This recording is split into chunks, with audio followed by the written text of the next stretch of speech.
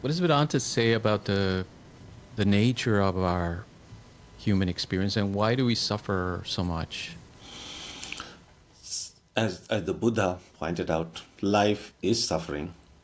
On a superficial level, most people would say a life is a mixture of joy and sorrow. Yeah, there are moments we feel happy, there are things of unhappiness.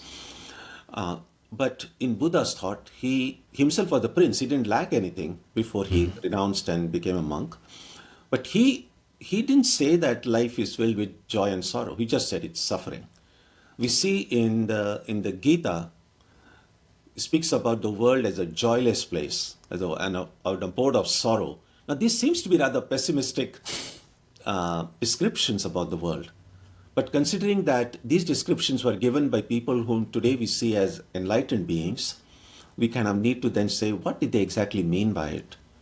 And one way to think about it in terms of, and I'm not using the word in a very rigorous philosophical sense, but kind of an existential sorrow. In the sense that there is certain kind of suffering inseparable by the very existence as human beings.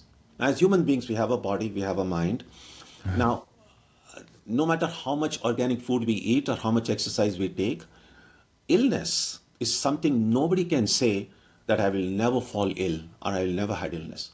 So the body is a great machine, but not a perfect machine. I mean, it's extremely complicated machine, but it does fails now and then. Yes, we can fix it, but it fails. And of course, eventually, it's not immortal yet, whatever the medical science might say. But at some time, death is a reality. So the body is going to fail at times. Same with regard to the mind. Yes, it's great to have a healthy mind, but again, the stress and anxiety and worry, all these things, these seem to be like inbuilt into the mind. And so the causes that could cause suffering are inbuilt into this body mind mechanism. So there is such a thing as an existential sorrow connected with it. But I think most people are really busy not with this existential form of it, although that is at the root of all their suffering, but clearly the other things that are around: poverty, homelessness, abuse, and these are real things. But at the foundation of that is that suffering is really inbuilt into the system. Now, if this all sounds too depressing, I think I can balance it by saying we could also say there is such a thing as an existential bliss or existential joy. And that would be identifying with the spirit, that in that pure infinite consciousness, there is not even a trace of suffering. And so if suffering is inbuilt into anything that is material and that is limited, then it is completely absent in that which is infinite and free from the kind of breakdowns that at the physical and psychological level we might have. And so, in that sense, suffering is unavoidable. But there is a way to go beyond it. Right. So it's built into the human condition, right? Kind of taking a body and being alive I mean, as it's really every living being's condition, not just human. It's true with regard to animals as well. Yeah. that's right. Yeah. So the teachings of Vedanta then are saying there is a way out of this predicament, and it is essentially to remember your true nature, or that you are this pure awareness, that is the true essence of you. Yeah, I mean, if we have got into a mess, then the way is to get out the way we came in. And so, if we identify the problem as forgetfulness of my true nature, then the only way out would be remembering my true nature. And forgetfulness is what makes me kind of ignorant of who I am. The only Right. way then to get out would be to have knowledge of who I am. Now, the knowledge can be an intellectual knowledge. Clearly, we read books on it and we have some intellectual understanding and conviction. But a merely intellectual knowledge for this is not enough.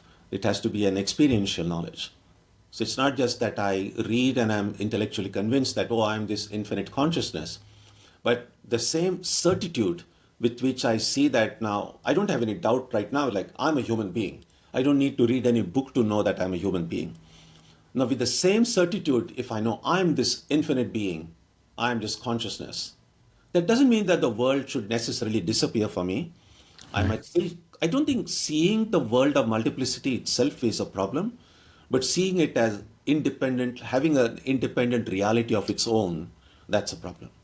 And so people who the Upanishads say are enlightened beings, they don't just like disappear when they become enlightened. They still continue to be, but something has changed inside, and it's something has changed inside. So the world has changed for them. What they see outside is different from what the rest of us see outside.